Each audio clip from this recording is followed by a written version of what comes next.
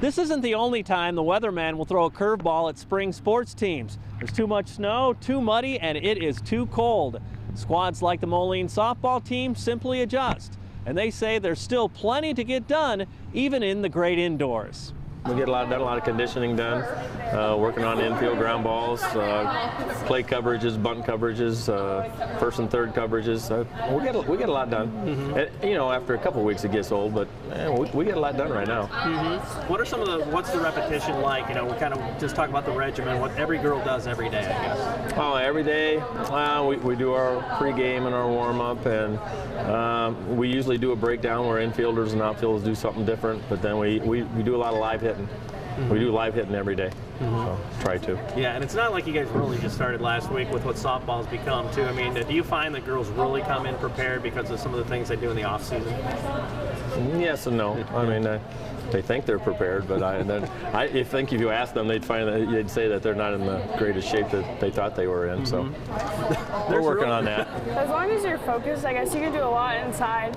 We hit every day, and we can go over like situations, but it's hard. You can't really do like the cutoff drill like for outfield, because there's no space to do it. So I don't know, but you can get a lot done inside. It's just a matter of just doing something, right? You know, where does repetition fit in, especially with the things you can do in this kind of confined area?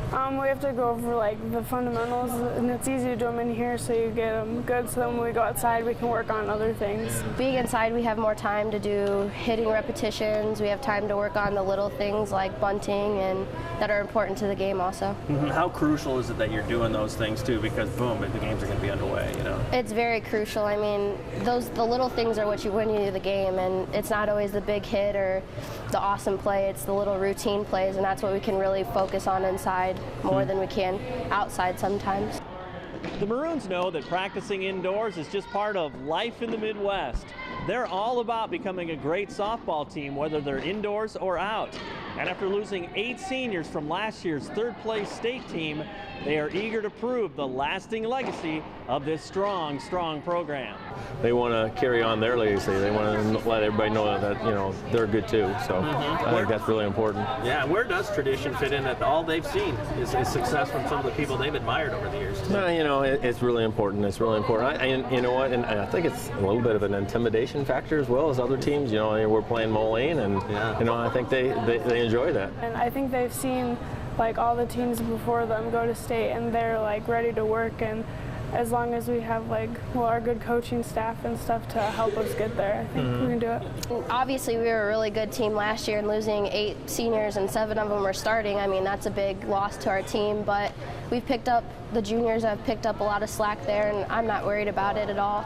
I mean, we're a great team. We're always a good team. And won't it be great to get outside and enjoy these local athletes as they do their thing, and of course in much more comfortable temperatures. Hey, we'd love for you to check out our website at illowafca.org. We got a couple of great events coming up, including our Night of Champions on April 6th and our 3rd annual Illowa FCA Sporting Clay Shoot. For more information on that, just check out our website. With this week's Illowa FCA Story of the Week, I'm Dan Pearson.